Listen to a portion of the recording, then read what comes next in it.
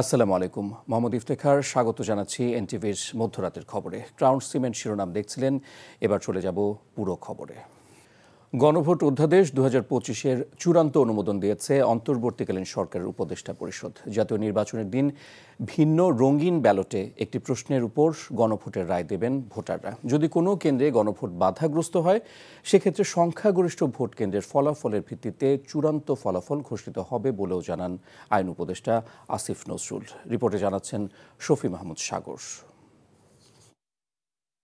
প্রধান উপদেষ্টা ডক্টর মোহাম্মদ ইউনূসের সভাপতিত্বে উপদেষ্টা পরিষদের বৈঠকে পাশ হয় গণভোট ২০২৫-এর অধ্যাদেশ। আলোচনা হয় নির্বাচনের খুঁটিনাটি বিষয়গুলো নিয়ে। উপদেষ্টা পরিষদের বৈঠকের বিষয়ে রাজধানীর ফরেন সার্ভিস একাডেমিতে আয়োজিত সংবাদ সম্মেলনে আইন উপদেষ্টা আসিফ নজরুল জানান, জাতীয় নির্বাচনের দিন একই সাথে গণভোট আয়োজিত হবে। ভোটারদের সুবিধার্থে জাতীয় সংসদ নির্বাচন এবং গণভোটের ব্যালট হবে ভিন্ন রঙের। গণভোটের প্রশ্ন থাকবে একটি মাত্র প্রশ্ন থাকবে। প্রশ্নটা হচ্ছে, আপনি জুলাই জাতীয় সনদ, সংবিধান সংস্কার বাস্তবায়ন আদেশ ২০২৫ এবং জুলাই সনদে লিপিবদ্ধ সংবিধান সংস্কার সম্পর্কিত নিম্নলিখিত প্রস্তাব সমূহের প্রতি আপনার সম্মতি জ্ঞাপন করিতেছেন। তারপর সেখানে হা এবং না দুইটা বক্স থাকবে। যারা সম্মতি জানাচ্ছেন তারা হাতে ভোট দিবেন, যারা জানাচ্ছে না তারা নাতে ভোট দিবেন। জাতীয় নির্বাচনে দায়িত্বপ্রাপ্তরাই গণভোটের দায়িত্বে থাকবেন জানিয়ে আইন উপদেষ্টা জানান, কোনো কেন্দ্রে ভোট গ্রহণ বাধাগ্রস্ত হলে নিয়ম অনুযায়ী ফলাফল ঘোষণা করবে নির্বাচন কমিশন। বাংলাদেশে যারা নিরক্ষর ভোটার বলছেন, ওনারাই বাংলাদেশের স্বাধীনতা সংগ্রাম, গণতন্ত্র প্রতিষ্ঠার সংগ্রামে সবচেয়ে বড় অবদান রেখেছেন। ওনাদের পলিটিক্যাল জাজমেন্ট আমার আপনার চেয়ে অনেক বেশি অনেক ক্ষেত্রে। ওনারা যেন কোয়েশ্চেনটা বুঝেন, এই জন্য আমরা ৩ মাস ব্যাপী প্রচারণা করব। ইসি সচিব আখতার আহমেদ জানান, আগামী ৫ ডিসেম্বরের মধ্যে ভোটার তালিকা চূড়ান্ত হবে।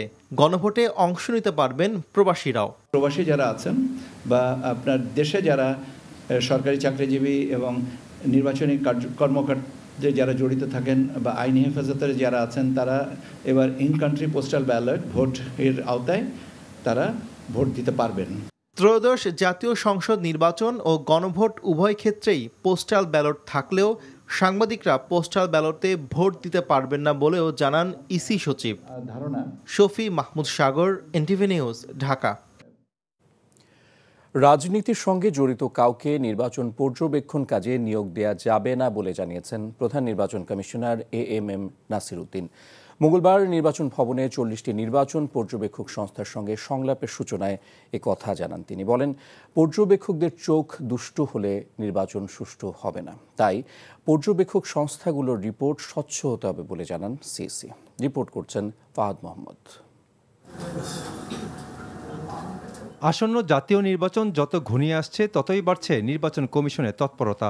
৪০টি নির্বাচন পর্যবেক্ষক দলের সঙ্গে বৈঠকে প্রধান নির্বাচন কমিশনার সূচনা বক্তব্যে বলেন, পর্যবেক্ষক সংস্থাকে নির্বাচনের সহযোগী হিসেবে পেতে চায় কমিশন।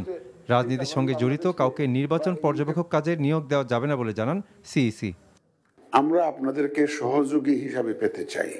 আমরা জাতিকে ওয়াদা দিয়েছি, একটা সুষ্ঠু, সুন্দর এবং বিশ্বাসযোগ্য একটা নির্বাচন আমরা উপহার দিতে চাই জাতিকে। এটি ইলেকশন কমিশন একার পক্ষে সম্ভব নয়। সবাইকে মিলে এই জাতীয় দায়িত্বটা পালন করতে হবে। যদি কোনোখান থেকে একটা রিপোর্ট আসে যে আপনার ইলেকশন অবজারভার এটা রাজনৈতিক দলের পক্ষ হয়ে কাজ করছে, এখানে ইনফ্লুয়েন্স করছে, তাহলে কিন্তু great damage done to your reputation. CEC আরও বলেন, নির্বাচন সংশ্লিষ্টরা সঠিকভাবে দায়িত্ব পালন না করলে ভালো নির্বাচন হবে না। তাই নিরপেক্ষ নির্বাচনের জন্য পর্যবেক্ষক সহ সকলের সহায়তা প্রয়োজন বলে জানান তিনি। আপনাদের চোখ দিয়েও আমরা এই ইলেকশনটাকেও দেখতে চাই। কারণ আপনাদের চোখ যদি দুষ্ট হয়, প্রপার না হয়, আমাদের ইলেকশনের দেখাটাও কিন্তু সঠিক হবে না। আপনারা তো নিজেরা পর্যবেক্ষণ করবেন না, আপনারা তো লোক নিয়োগ দেবেন। এবার আমরা বয়স কমে ২১ করেছি। এদের মধ্যে অনেকে কিন্তু অভিজ্ঞতা সম্পন্ন নয়। আপনারা যাদেরকে ইউটিলাইজ করবেন ফিল্ডে, ওরা যদি ঠিক মতো পারফর্ম না করে, এই জন্য এদেরকে গ্রুমিং করা কিন্তু আপনাদের দায়িত্ব। প্রার্থীরা আইন মেনে নির্বাচনের কর্মসূচি পালন করছে কিনা এই বিষয়টিও সঠিকভাবে পর্যবেক্ষণ করতে পর্যবেক্ষকদের প্রতি আহ্বান জানান প্রধান নির্বাচন কমিশনার। সম্পর্কে আপনারা আমাদেরকে report. Fahad Mohammad, NTV news, Dhaka. দেশ এখন গণতন্ত্র উত্তরণের পথে এগিয়ে যাচ্ছে উল্লেখ করে বিএনপি মহাসচিব মির্জা ফখরুল ইসলাম আলমগীর বলেছেন, দেশের আইন শৃঙ্খলা পরিস্থিতি ভালো আছে, তাই ঝামেলা ছাড়াই ফেব্রুয়ারিতে নির্বাচন অনুষ্ঠিত হবে বলে আশাবাদ তার। অন্যদিকে দলের স্থায়ী কমিটির সদস্য আমির খসরু মাহমুদ চৌধুরী বলেছেন, ক্ষমতায় গেলে 18 মাসে 1 কোটি কর্মসংস্থানের ব্যবস্থা করবে বিএনপি। ঠাকুরগাঁও এবং চট্টগ্রামে আলাদা অনুষ্ঠানে এসব কথা বলেন তারা। আরাফাত ইসলামের রিপোর্ট। বিকেলে ঠাকুরগাঁওয়ে জেলা আইনজীবী সমিতির সাথে মতবিনিময় করেন বিএনপি মহাসচিব মির্জা ফখরুল ইসলাম আলমগীর। এ সময় তিনি বলেন, দেশে নির্বাচনী হাওয়া বইছে, তাই কোনো প্রকার ঝামেলা ছাড়াই আগামী নির্বাচন অনুষ্ঠিত হবে বলে আশা প্রকাশ করেন তিনি। দেশে নির্বাচনের আবহাওয়া সৃষ্টি হয়ে গেছে, সুতরাং আমরা অত্যন্ত আশাবাদী কোন রকম ঝামেলা ছাড়াই 26 ফেব্রুয়ারির প্রথম দিকে বা মধ্যবর্তী সময়ে নির্বাচন অনুষ্ঠিত হবে। চট্টগ্রাম বন্দরের নতুন কন্টেইনার টার্মিনাল চুক্তির বিষয়ে বিএনপি মহাসচিব বলেন, বর্তমান সরকার ভালো মনে করেই এটা করেছে। জাতীয় নির্বাচনের প্রতিটি আসনে বিএনপির একাধিক প্রার্থী থাকাকে স্বাভাবিক বলেও উল্লেখ করেন তিনি। কোর্টে হ্যান্ডিং দেওয়া হয়েছে, এটা তারা ভালো মনে করে যে দিয়েছেন, আমরা সেটা আবার বিএনপি একটা বিশাল রাজনৈতিক দল, এটা একটা আপনার স্রোতস্বিনী নদীর মতো। এখানে এক একটা কনস্টিটিউয়েন্সিতে 4টা-5টা করে ক্যান্ডিডেট থাকে, কিছু তো আপনার সমস্যা হবেই। এটা বরাবরই হয়ে এসছে, এটাতে কোনো অসুবিধা নাই। এদিকে চট্টগ্রামের ইঞ্জিনিয়ার্স ইনস্টিটিউট মিলনায়তনে আয়োজিত এক অনুষ্ঠানে আমির খসরু মাহমুদ চৌধুরী বলেন, বিএনপি সরকার গঠন করলে মেগা প্রজেক্টের চেয়ে শিক্ষা, স্বাস্থ্য ও কর্মসংস্থানের ক্ষেত্রে বেশি প্রাধান্য দেওয়া হবে। বিএনপির একটি বড় ঘোষণা এসছে, যেটা অনেক সাহসী ঘোষণা, অনেক রাজনীতিবিদ, অনেক রাজনৈতিক দল সাহস করবে না বলতে। সেটা হচ্ছে আগামী 18 মাসে ইনশাআল্লাহ জনগণ যদি আমাদেরকে নির্বাচিত করে, 18 মাসের মধ্যে 1 কোটি চাকরির কর্মসংস্থানের ব্যবস্থা করা। নির্বাচনের মাধ্যমে জনগণকে তার মালিকানা ফিরিয়ে দেওয়া হবে বলে মন্তব্য করেন আমির খসরু। আরাফাত ইসলাম, এনটিভি নিউজ, ঢাকা। মেডিকেল বোর্ডের তত্ত্বাবধানে হাসপাতালের কেবিনে নিবিড় পর্যবেক্ষণে আছেন বিএনপি চেয়ারপারসন ও সাবেক প্রধানমন্ত্রী বেগম খালেদা জিয়া। গত সোমবার রাতে খালেদা জিয়ার হৃদরোগের সঙ্গে নতুন সংক্রমণ ফুসফুসে ছড়িয়ে পড়ায় রাজধানীর এভারকেয়ার হাসপাতালে ভর্তি করা হয়। হাসপাতালে নেওয়ার পর পরীক্ষা নিরীক্ষা শেষে অ্যান্টিবায়োটিক সহ প্রয়োজনীয় চিকিৎসা দেওয়া হয়। এদিকে খালেদা জিয়ার দ্রুত সুস্থতায় দেশবাসীর কাছে দোয়া চেয়ে ফেসবুকে স্ট্যাটাস দিয়েছেন বিএনপি মহাসচিব মির্জা ফখরুল ইসলাম আলমগীর। তিনি লিখেছেন তার ভাষায়, সেরে উঠুন দেশনেত্রী, আপনার প্রতীক্ষায় বাংলাদেশ। ক্ষমতাচ্যুত প্রধানমন্ত্রী শেখ হাসিনা, বোন শেখ রেহানা ও ভাগ্নি ব্রিটিশ এমপি টিউলিপ সিদ্দিকের বিরুদ্ধে দুর্নীতি মামলার রায় ঘোষণা হবে আগামী 1 ডিসেম্বর। পূর্বাচল নতুন শহর প্রকল্পে অবৈধভাবে 10 কাঠা সরকারি জমি বরাদ্দের অভিযোগে এই মামলা দায়ের করে দুর্নীতি দমন কমিশন। দুদকের অভিযোগ, প্রধানমন্ত্রী হিসেবে ক্ষমতার অপব্যবহার করে জালিয়াতির মাধ্যমে প্লট বরাদ্দ দেন শেখ হাসিনা। বিস্তারিত নাহিদ প্রিন্সের রিপোর্টে। পূর্বাচল নতুন শহর প্রকল্পে প্লট বরাদ্দের সময় নিজের পরিবারের জন্য শেখ হাসিনার কাছে প্লটের আবেদন করেন শেখ রেহানা। পরবর্তীতে ক্ষমতার অপব্যবহার করে রাজুককে প্লট বরাদ্দের নির্দেশ দেন ক্ষমতাচ্যুত প্রধানমন্ত্রী শেখ হাসিনা। মিথ্যা হলফনামা দিয়ে শেখ রেহানা 10 কাঠা সরকারি জমির মালিকানা নেন বলে দুদকের অভিযোগ। এই ঘটনায় শেখ হাসিনা, শেখ রেহানা সহ 17 জনের বিরুদ্ধে দুর্নীতির মামলা দায়ের করা হয়। 32 জন সাক্ষীর সাক্ষ্য গ্রহণের পাশাপাশি অবৈধ নির্দেশনামা, জাল হলফনামা ও অন্যান্য নথিপত্র আদালতে উপস্থাপন করে দুদক। মঙ্গলবার উভয় পক্ষের যুক্তিতর্ক শেষে ঢাকার 4র্থ বিশেষ জজ আদালতের বিচারক মোহাম্মদ রবিউল আলম আগামী 1 ডিসেম্বর রায়ের দিন ধার্য করেন। আগামী 1/12/2025 ইংরেজি তারিখে রায়ের জন্য দিন ধার্য আছে। আমরা সর্বোচ্চ শাস্তি প্রার্থনা করেছি আদালতের নিকট। সেই সর্বোচ্চ শাস্তি হচ্ছে যাবজ্জীবন কারাদণ্ড।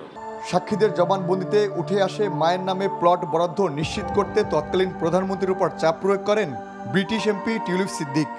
নিজে প্লট বরাদ্দ না নিলেও এই ভূমিকার কারণে তাকেও মামলার আসামি করা হয়েছে।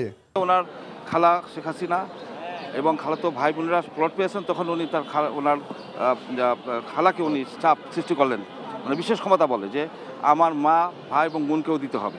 সেই মর্মে আমরা এখানে দুজন সাক্ষী দিয়েছেন, ফৌজদারি কার্যবিধির 164 ধারায় সাক্ষী দিয়েছেন, তার সেই কথাগুলো এখানে সবিস্তারে বর্ণনা করেছেন।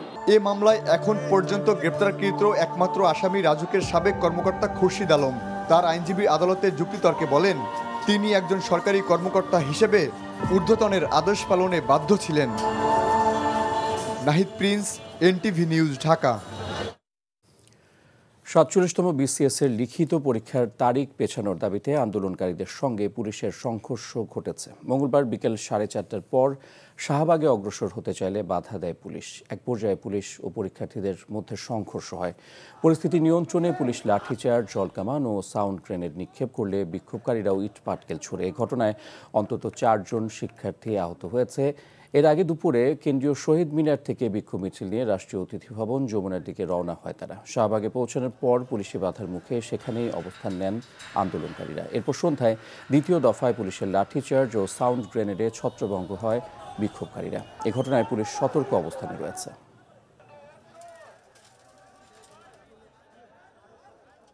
আন্দোলন করছে আমাদের যৌক্তিক সময় দেওয়ার জন্য, কিন্তু পিএসসি সেখানে আমাদের যৌক্তিক সময় দিচ্ছে না। আপনারা জানেন যে আগামী 27 নভেম্বর থেকে আমাদের রিটার্নটা শুরু হতে যাচ্ছে, কিন্তু তবু তারা আমাদের সময়টা পিছাবে না। তাই আমরা এখন এক দফা দাবির সিদ্ধান্ত নিয়েছি যে পিএসসির যে চেয়ারম্যান আছে তার পদত্যাগটা। 4-5 বার পুলিশ তাদের উপর আক্রমণ করার পরেও তারা এক পাও পিছপা হচ্ছে না, কারণ আমাদের পরীক্ষা 27 নভেম্বর। আমরা এখন এমন একটা দ্বারপ্রান্তে দাঁড়িয়ে আছি যে আমাদেরকে মেরে ফেলেন তাও কিছু হবে না। সৌদি সরকারের ভিশন 2030 এর গতিময় রূপান্তরের সঙ্গে তাল মিলিয়ে আন্তর্জাতিক অঙ্গনে শক্ত অবস্থান তৈরি করছে বিভিন্ন দেশের ব্যবসা বাণিজ্য। সেই অগ্রযাত্রায় পিছিয়ে নেই বাংলাদেশিরাও। এরই ধারাবাহিকতায় সৌদি আরবের রিয়াদের সোয়াইদি এলাকায় উদ্বোধন হলো চাঁদপুর সুপার মার্কেট। এনটিভি সৌদি আরব প্রতিনিধি জানান, অনুষ্ঠানে চাঁদপুর সুপার মার্কেটের কর্ণধার বিল্লাল হোসেনের সভাপতিত্বে ফিতা কেটে উদ্বোধন করেন বাংলাদেশ প্রবাসী সাংবাদিক ফোরামের সভাপতি ফারুক আহমেদ চান। বিশেষ অতিথি ছিলেন আল খারিজের নূর আলম নূর, ফারুক হোসেন পাটোয়ারি সহ আরও অনেকে। কুয়েতে ফেনী জেলা জাতীয়তাবাদী ফোরামের উদ্যোগে আলোচনা সভা হয়েছে।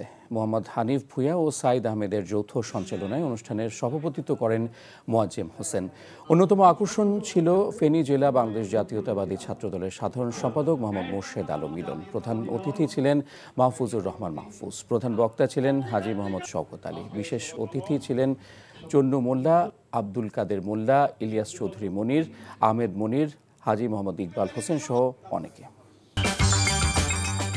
আর এই ছিল মধ্যরাতের খবর। এই খবরের ভিডিও সহ আপডেট জানতে ভিজিট করুন এনটিভি অনলাইন www.ntvbd.com। এছাড়াও এনটিভির জনপ্রিয় সব অনুষ্ঠান ও খবরের আপডেট জানতে ভিজিট করুন আমাদের ইউটিউব ও ভেরিফাইড ফেসবুক পেজ। ধন্যবাদ সবাইকে, শুভরাত্রি।